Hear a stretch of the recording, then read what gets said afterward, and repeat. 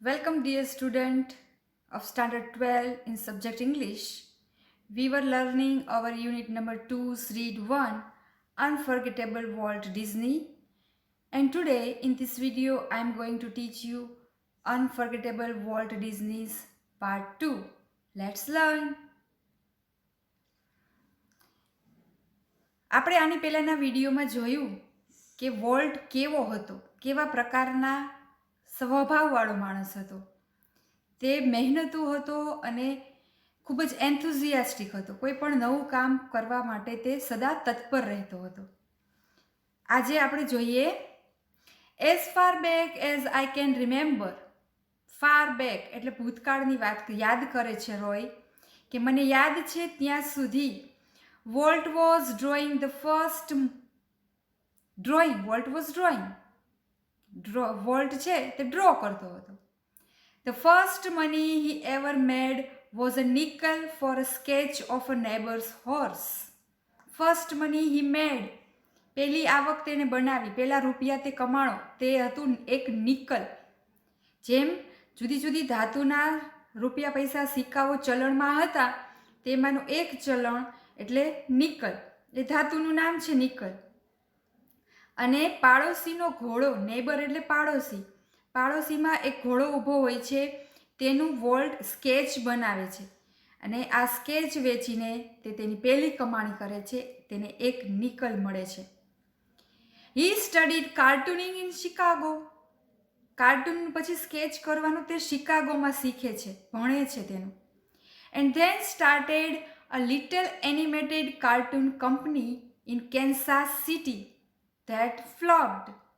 અને કાર્ટૂનિંગનો અભ્યાસ કર્યા બાદ તે કેન્સાસ સિટીમાં એક નાનકડું એનિમેટેડ કાર્ટૂન કંપની બનાવે છે, પણ જે પાછળથી નિષ્ફળ જાય છે. ફ્લોપ એટલે નિષ્ફળ જવું.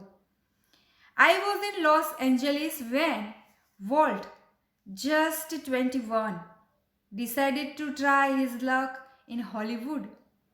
રોય જ્યારે કેન્સાસ લોસ એન્જલિસમાં હોય છે ત્યારે વોલ્ટ ફક્ત 21 વર્ષનો હોય છે અને ત્યારે વોલ્ટ એવું નક્કી કરે છે કે તે હોલિવૂડમાં પોતાનું ભાગ્ય અજમાવશે. I met him at the station. તે જ્યારે હોલિવૂડ જતો હોય છે ત્યારે હું તેને સ્ટેશને મળ્યું. He was carrying a cheap suitcase. Cheap એટલે ગંદી તૂટેલી ફાટેલી સુટકેસ તેની પાસે હતી. અહીંયા ચીપનો અર્થ કંઈક આવો થાય છે. That contained all of his belongings. અને એ સુટકેસમાં એની બધી જ જીવન જરૂરિયાતની ચીજ વસ્તુઓ હતી. બિલોંગિંગ એટલે જીવન જરૂરિયાતની વસ્તુઓ.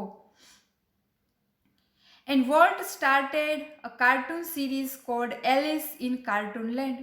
સુટકેસ લઈને તે જતો હોય છે, એમાં બધી જ એની જીવન જરૂરિયાતની ચીજ વસ્તુઓ હોય છે. અને ત્યારે વી બોરો એટલે ઉછીના લેવું. 500 ફ્રોમ એન અંકલ. એક તેના અંકલ પાસેથી $500 ઉછીના લે છે. પછી વોલ્ટ એક એલિસ ઇન કાર્ટૂન લેન્ડ નામની સિરિયલ શરૂ કરે છે. It was tough going. Tough, ભાગ્યે જ ચાલે તેવી સિરિયલ હતી. Walt did all the animation. એ સિરિયલનું બધું જ એનિમેશન વોલ્ટે કરેલું. એનિમેશન એટલે કાર્ટૂનની અવરજવર હલનચલનની ક્રિયાઓ, રંગો બદલવા, મ્યુઝિક આવવું, એ બધું જ એનિમેશન વોલ્ટે પોતે કરેલું. આઈ ક્રેન્ક ધ ઓલ્ડ ફેશન્ડ કેમેરા. વોલ્ટે આ બધું એનિમેશન કરેલું અને એનો ભાઈ છે એનું શૂટિંગ કરતો હતો. The Alice cartoons didn't make much for splash. Splash એટલે ધડાકો થાય. ધડાકો મીન્સ અહીંયા બ્લાસ્ટ નહીં, પણ ધમાકેદાર સિરિયલની રજૂઆત એવું આપણે કહીએ ને, તેવી ધમાકેદાર આ સિરિયલની રજૂઆત રહી નહીં.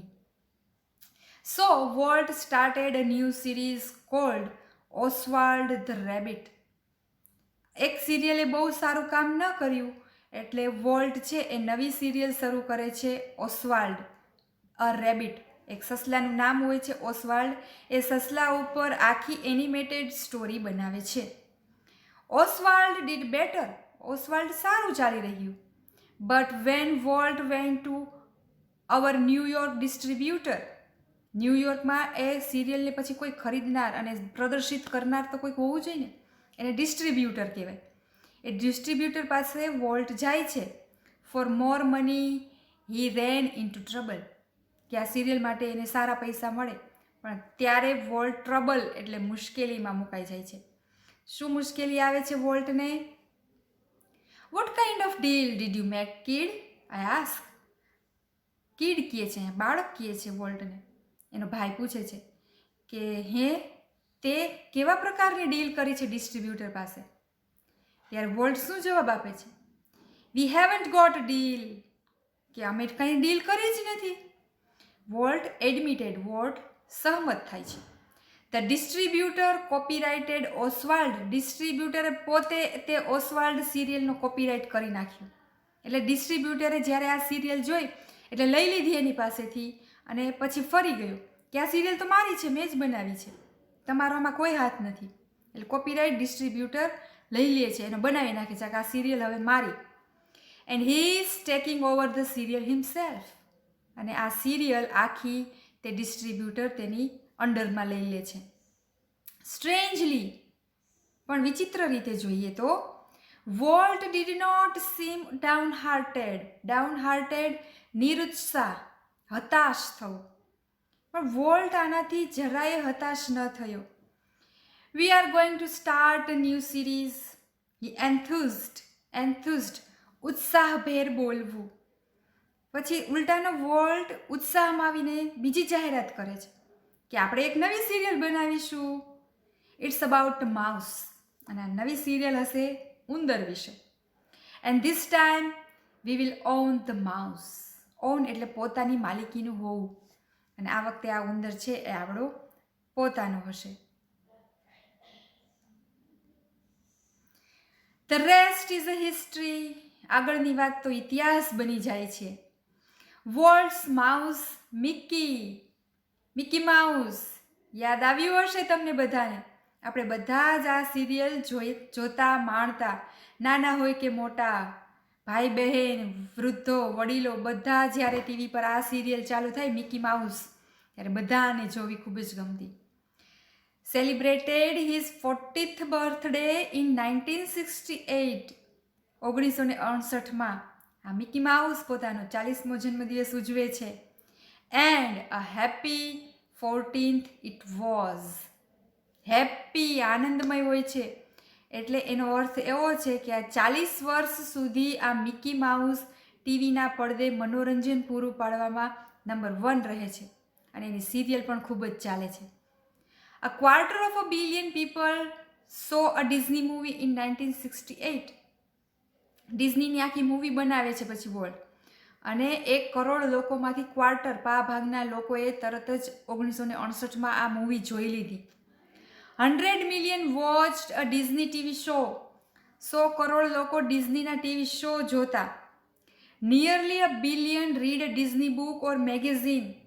અને 1 બિલિયન, 1 કરોડથી વધુ લોકો ડિઝનીની સ્ટોરી બુક્સ, મેગેઝિન જે કંઈ બહાર પડતું તે બધા વાંચતા. Almost 10 million visited Disneyland. અને ડિઝનીલેન્ડ, જે અગાઉના વિડીયોમાં મેં તમને ડિઝનીલેન્ડના પિક્ચર્સ બતાવ્યા, ત્યાં કરોડો લોકોએ તેની મુલાકાત લીધેલી. હજુ પણ આવા ડિઝનીલેન્ડની મુલાકાત લેવા કરોડો લોકો જાય છે. And Mickey, as Walt used to say, started it all. Mickey વિશે વોલ્ટ એટલું જ કહેતું કે હવે ખરી શરૂઆત થઈ ગઈ છે. Mickey was only the first successful product of Walt's matchless imagination. Matchless, અદ્વિતીય, અજોડ. મિકી વોલ્ટનું એક સફળ એવો પ્રોડક્ટ, ઉત્પાદન છે કે જેની ઇમેજિનેશન કરવી અજોડ છે. And ability to make his dreams become reality. તેના સપનાઓને રિયાલિટી, હકીકતમાં પરિવર્તન કરનાર આ માઉસ જેવું દુનિયામાં કોઈ નથી. It was an ability he could turn on for any occasion, પ્રસંગ, ઉત્સવ. અને તેનામાં એવી એબિલિટી, સક્ષમતા હતી કે તે કોઈ પણ પ્રસંગમાં તે મિકીને રજૂ કરી શકે. લાર્જ ઓર સ્મોલ, મોટો બનાવી દે, નાનો બનાવી દે. Once when my son Roy Edward had the measles એટલે ઓળી. એકવાર એના દીકરા રોય એડવર્ડને ઓળી નીકળે છે. Walt came and told him the story of Pinocchio. પિનાકિયોનું ચિત્ર આગળની સ્લાઇડમાં આપણે જોઈશું. ત્યારે વોલ્ટ એને મળવા આવે છે અને એને પિનાકિયોની સ્ટોરી કહે છે, which he was making at the time. એ પિનાકિયોની સ્ટોરી ઉપર તે ત્યારે કામ કરતો હોય છે. When Walt told story it was a virtuoso performance.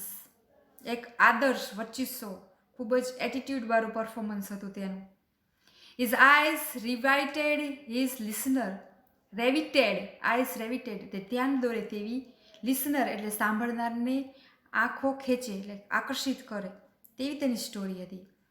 His mustache twisted, mustache એટલે મૂછો, twist એટલે બહારની તરફથી વળી જવી, વળાંકવાળી, ખૂણા જેના વળાંક વળેલા હોય, ટ્વિસ્ટ એટલે વળેલી મૂછોવાળો. એક્સપ્રેસિવલી એટલે પ્રતિભાશાળી, પ્રભાવશાળી.